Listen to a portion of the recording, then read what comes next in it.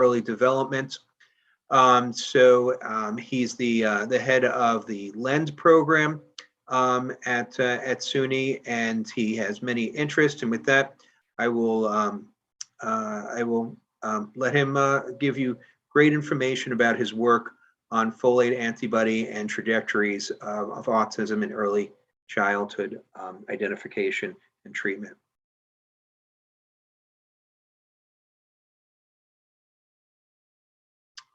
Do you have your PowerPoint?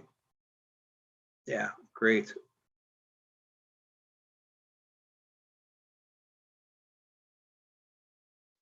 Sorry, can you all hear me? And yeah, just from the beginning. Excellent. Okay. So what I'd like to do is to go over very, very quickly, because I think Ed has covered it, an overview of folate receptor autoantibodies, the linked ASD, use of leucovorin. I'd like to show two clips of a before and after of a child we treated, a 4-year-old, with leucovorin, and then look at an objective measure, the BOSC. I'll talk about that in a minute, to look at how you objectively measure social communication change. I'd like to come back to the questions that Ed raised about postnatal and prenatal impacts, and then finally move to how this is the rationale for our current Brain Foundation funded study. So let me start. Just to say, I have no financial interest in any of these. We will talk about non-FDA approved use of leucovorin. So can I just say, as a pediatrician, I've worked, our clinic largely sees children on the spectrum at different ages, and we worked for a long time. We see it as a complex, multifactorial process. So when a colleague said, introduced me to some of this work, and Ed's work and Richard's, that, oh, autism, it's due to a lack of folate in the CNS, I must admit that my reaction was this. It sounded like something out of a tabloid. It sounded like, oh my goodness, autism cure found and it's a vitamin. And I was skeptical, to say the least. I've come around. If I could just go over, there's some very convincing evidence on this, that folate receptors disrupt the folate receptor alpha, that it results in CNS folate deficiency, the strong link to autism spectrum, that you certainly see a very, very high rate of, in children diagnosed with ASD, this would be comparing to folate receptor positive rates, maybe of 10 to 15% in the general population, depending on the study. But most strikingly, and this is especially work that Dr. Fry has done, that treating with leucovorin, bypassing the folate receptor blocking step and correcting central nervous system folate, really shows a clear clinical improvement, certainly in language, but also in social communication in preschool and school-age children. So let me start by seeing if I can get this to work. I'm going to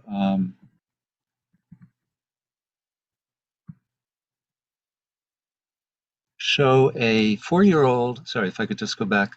So this is a 4-year-old with autism spectrum.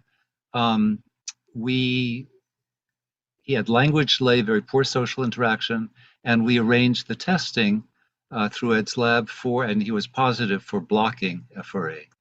So let me show, if I just open this.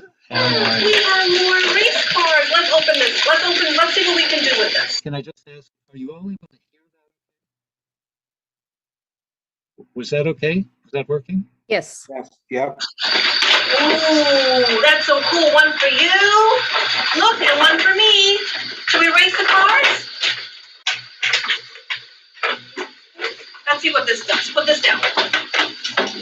Oh, good job. Can you turn this? You turn it. You turn it. Yes, good. What is that? What animal is that? That's a chicken? Good job.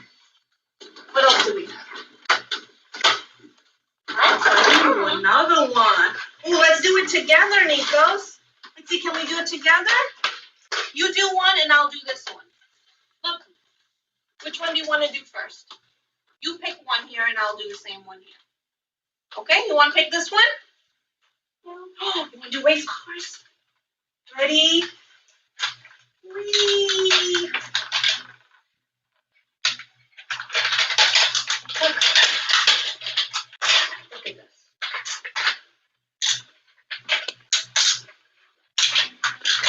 Look. Ready? Should we make it go? Pull it back. There it goes. There goes Nico. Look. Look. There it goes. Oh, there it goes.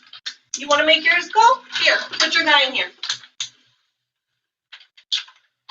Pull it back. Here. Look. Pull it back. And go. Go. Oops. Didn't quite go. Here we go. Ready? 1, 2, 3. Go. Whoa. What else do we have in here?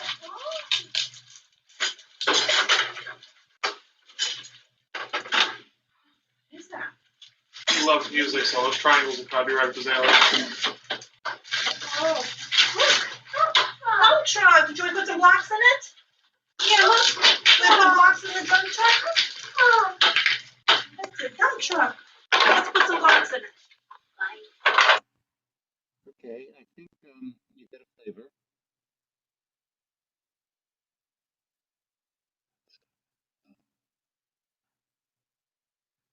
Okay, so we treated him for 6 months with 2 milligrams per kilo of leucovorin, and this is when he came back.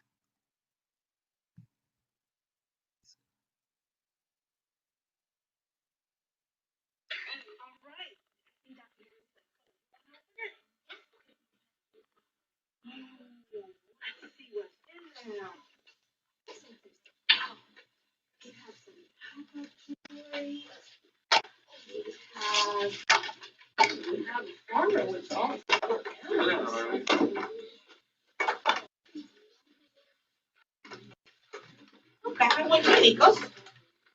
Look. Which one should we open? Can we do this together?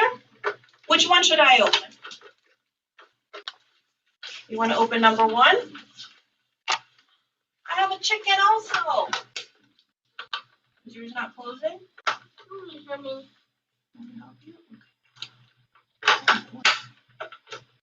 There we go.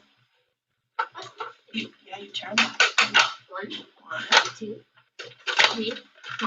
Wonderful. Now you open yours. Same way. What's this? Turn that. What is that? What animal is that? A chicken. Yes. Who's under 2? It's crazy. Who's that? What animal is that? A chicken. Under 2. Under number 2. What is that? What animal is that? Open that.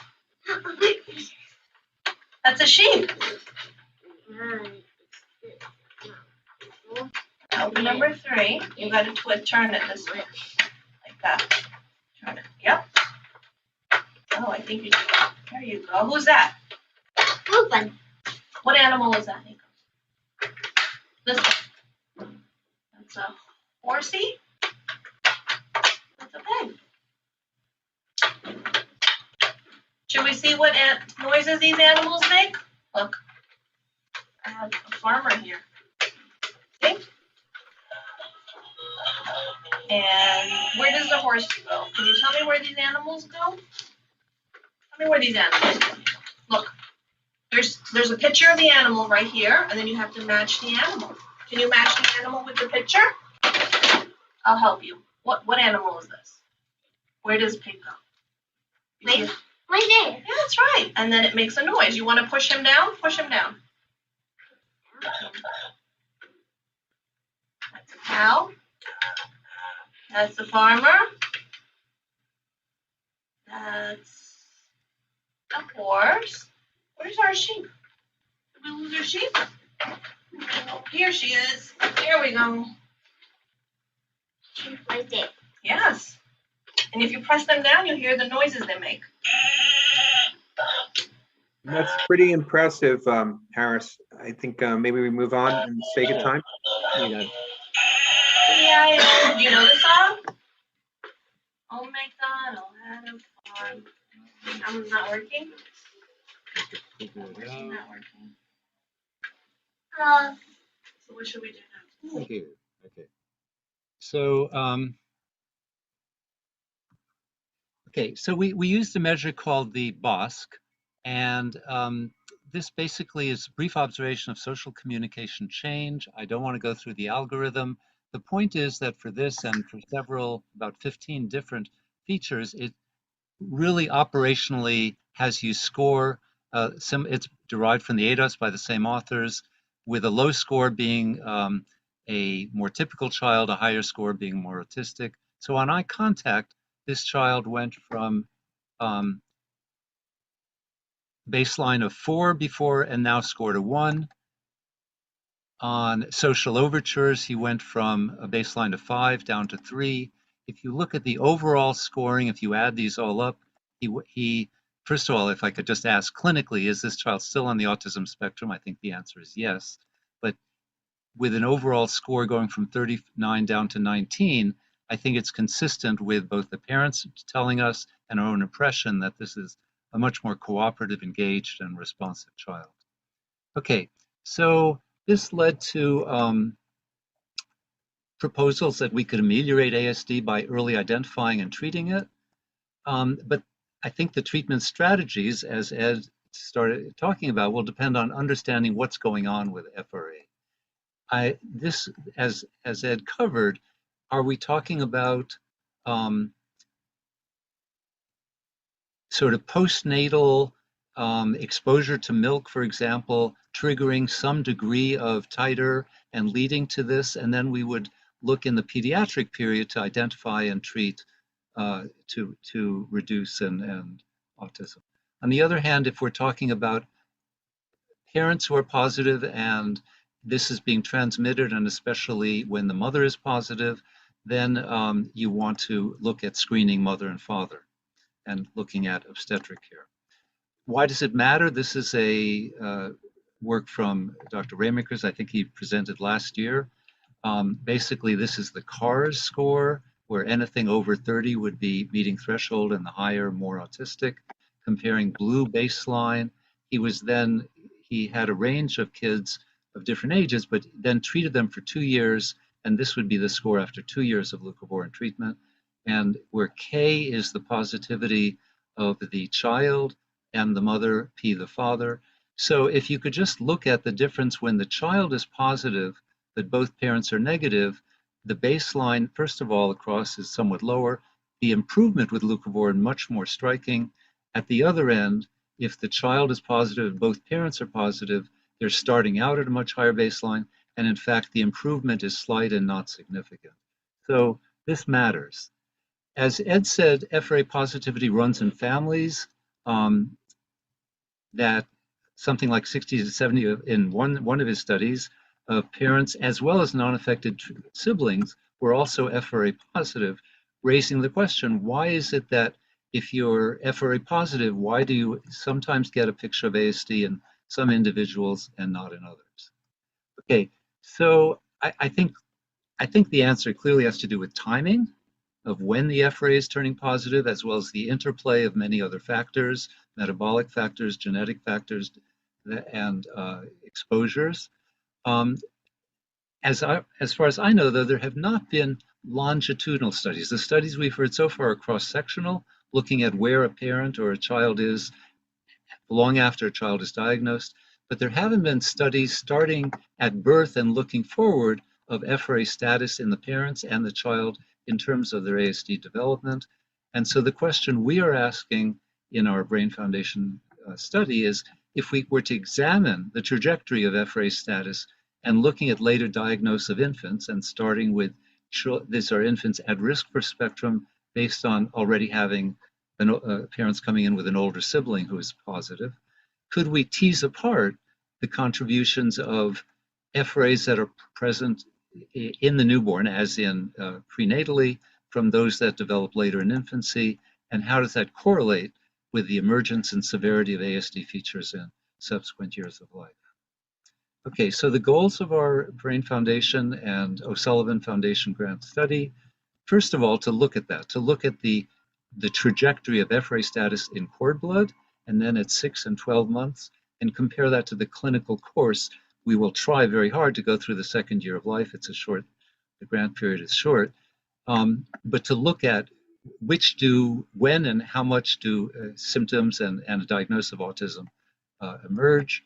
Secondarily, to look at brain function, to use FNIRS, functional near-infrared spectroscopy, which is a non-invasive neuroimaging, as well as what's more classically been used is eye tracking, as early biomarkers to look for, even in infancy, and there's studies on certainly in eye tracking and some in FNIRS suggesting even before autism emerges, you can see differences in brain function, response to social stimuli versus not.